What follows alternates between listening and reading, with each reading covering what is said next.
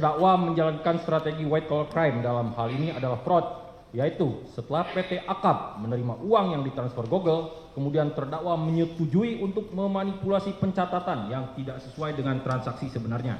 Fakta 4. Kebijakan Chromebook dibuat demi keuntungan bisnis pribadi, bukan kepentingan pendidikan.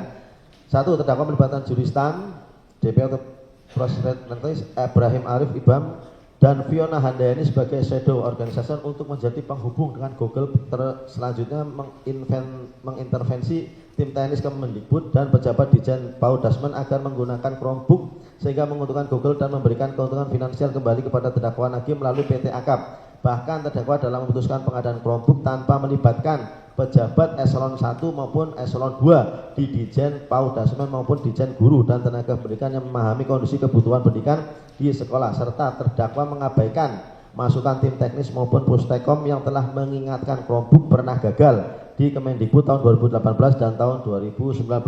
Bahkan pejabat direktur SD dan SMP selaku ketua dan wakil ketua tim teknis dicopot dari jabatannya karena tidak merekomendasikan Chrome OS dalam kajian teknis bagaimana kemauan terdakwa. 2. Terdakwa mengarahkan ke pengadaan Chromebook, kemudian Google kembali melakukan tambahan modal ke perusahaan PT Akap pada bulan Maret 2020. Selanjutnya pada tahun 2021 terdakwa menerbitkan Permendikbud nomor 5 tahun 2021 yang isinya mengunci spesifikasi teknis pengadaan peralatan teknologi informasi dan komunikasi di Kemendikbud adalah Chromebook, sehingga pada tahun 2021 Google kembali melakukan tambahan modal ke perusahaan PT Akap dengan total 167.496.189 dolar Amerika atau senilai 2,4 triliun. Dilanjutkan majelis. Izin lanjutkan majelis. Fakta 5. Investasi Google dicatat jauh di bawah nilai sebenarnya. Hal tersebut adalah praktik penyimpangan berbentuk kecurangan dalam aksi korporasi atau fraud yang merupakan salah satu modus terdakwa untuk menghindari pajak dan menyamarkan nilai transaksi keuangannya yang sesungguhnya sebagaimana di dalam akta notaris sebagai berikut. Tanggal transaksi Desember 2017, nilai uang masuk sebesar 99.998.555 dolar Amerika Serikat atau sebesar kurang lebih 1,5 triliun. Sedangkan nilai yang dicatat di notaris adalah sebesar 17.855.500.000 rupiah.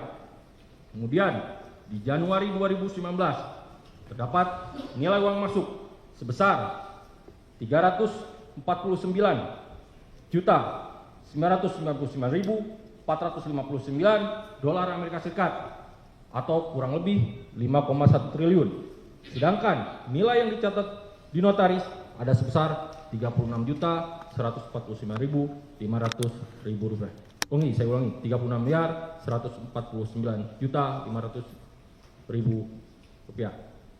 Kemudian di Maret 2020 nilai uang masuk sebesar 59.997.267 dolar Amerika Serikat atau sebesar 875 miliar, sedangkan nilai yang dicatat notaris sebesar 5,9 miliar rupiah.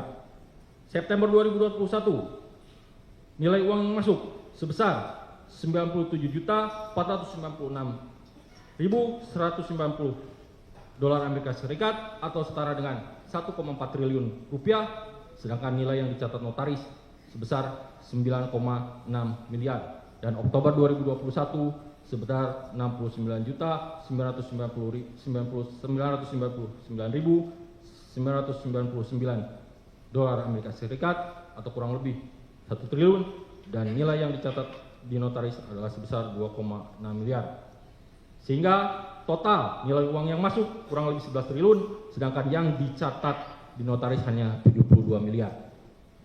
Selain itu, berdasarkan fakta persidangan, saat penuntut umum menanyakan harta kekayaan terdakwa yang diperoleh tahun 2022, namun terdakwa tidak dapat menjelaskan perolehan harta kekayaan tersebut bersumber dari yang sah. Pengakuan terdakwa yang mengatakan satu-satunya sumber kekayaannya berasal dari Akap atau Goto, maka secara mutadis merupakan kekayaan yang berasal dari skema fraud PT Akap dengan sumber investasi Google Asia Pasifik. Adapun harta kekayaan terdakwa Nadiem Anwar Makarim yang tidak seimbang dari penghasilan yang sah karena tidak bisa terdakwa menjelaskan di persidangan adalah sebagai berikut. Tabungan pada Bank of Singapura sebesar Rp1.279.701.676 rupiah. Tabungan pada Bank of Singapura sebesar Rp3.631.757.317 rupiah. Tabungan Bank of Singapura sebesar Rp1.082.140.952 rupiah. Secara lengkap tertuang dalam dokumen replik bahwa perolehan harta kekayaan terdakwa tahun 2022 di atas merupakan harta kekayaan yang tidak seimbang dari penghasilannya sebagai menteri, yang mana penghasilan sebagai menteri namun dalam pemeriksaan terdakwa seharusnya mengambil haknya untuk membuktikan harta kekayaan yang tidak seimbang itu bukan dari hasil tindak pidana korupsi dengan cara terdakwa memberikan keterangan yang sebenarnya mengenai berapa penghasilan yang sah berupa gaji maupun pendapatan lainnya yang dapat dipertanggungjawabkan. Akan tetapi terdakwa lebih memilih memberikan keterangan yang tidak ada substansinya untuk menjelaskan harta yang tidak seimbang. Oleh karena harta kekayaan terdakwa tidak seimbang dan terdakwa tidak bisa membuktikannya bukan dari hasil yang sah, maka penuntut umum menilai fakta hukum tersebut merupakan bagian dari keuntungan atau memperkaya diri terdakwa selaku menteri dalam skema korupsi perkara quo. Bahwa berdasarkan pengakuan terdakwa mengatakan terdakwa tidak ada penghasilan selain berasal dari Gojek, dan pengakuan keterangan dari saksi pihak PT Akap atau Goto mengatakan mereka tidak ada SOP pengelolaan aksi korporasi, khususnya pengelolaan keuangan, dan selama berdirinya PT Akap posisi laporan keuangan merugi menjadi kontradiktif saat terdakwa selaku CEO founder PT Akap meningkat kekayaannya. Maka dapat dipastikan skema pengelolaan PT Akap, Gojek Indonesia maupun perusahaan terafiliasi lainnya merupakan skema untuk menyamarkan atau memperkaya terdakwa yang dalam rejim kejahatan white collar crime. Skema ini juga dipakai dalam rejim tindak pidana pencucian uang. 6. Fakta di lapangan Chromebook tidak dimanfaatkan. Pemanfaatan Chromebook di sekolah sangat rendah sehingga program pengadaan tersebut mengulangi kegagalan pengadaan Chromebook yang telah terjadi pada tahun 2018 dan 2019. Rendahnya pemanfaatan Chromebook sebagaimana telah diuraikan secara lengkap dalam surat tuntutan maupun replik ini telah membuktikan bahwa sebagaimana bukti elektronik dashboard atau halaman admin.belajar.id/Chromebook analitik yang merupakan sistem yang dibangun oleh Kemendikbud sendiri untuk mengetahui aktivitas login Chromebook tahun 2021 dan tahun 2022 di seluruh Indonesia yang diakses secara real time di persidangan dengan tingkat pemanfaatan Chromebook hanya sekitar 0,15% dari total 1.634.260 unit di seluruh Indonesia, dan secara nyata hanya optimal pada bulan Oktober dan November saat pelaksanaan AKM yang dilaksanakan 1 tahun sekali, sedangkan di bulan-bulannya saat pelaksanaan proses belajar mengajar sangat rendah yang dijunjung juga berdasarkan keterangan dari pihak Kogol yaitu Colin Marson menyampaikan kepada Tejo Kusuma Raimon mengakui Chromebook yang disalurkan ke sekolah penerima belum digunakan secara optimal di sekolah-sekolah karena literasi rendah dan kurangnya pelatihan. Rendahnya pemanfaatan Chromebook tersebut tidak sesuai dengan tujuan program digitalisasi pendidikan di Kemendikbud yang seharusnya bermanfaat untuk mendukung pelaksanaan pembelajaran anak-anak di sekolah, terutama saat menghadapi masa pandemi COVID-19. Terlebih, anggaran pengadaan Chromebook mencapai triliunan rupiah tersebut justru tidak memberikan manfaat bagi anak-anak di seluruh Indonesia yang berhak memperoleh pemerataan akses pendidikan. Fakta 7, kerugian keuangan negara lebih dari 5,2 triliun.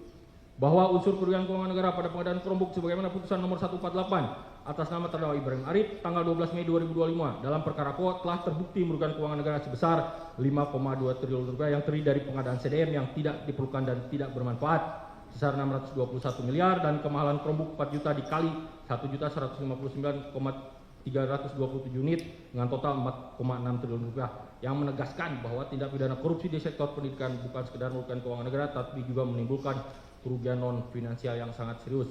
Terhambatnya pemerataan kualitas pendidikan bagi jutaan anak Indonesia yang berhak mendapatkan pendidikan yang layak. Izin melihat dilanjutkan.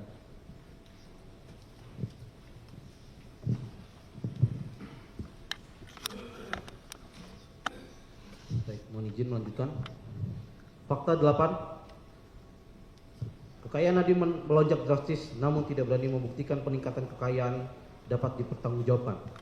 Terdapat keuntungan atau memperkaya terdakwa dari keputusannya memilih Chrome OS sebesar 809.597.125.000 rupiah yang disamarkan melalui PT Gojek Indonesia.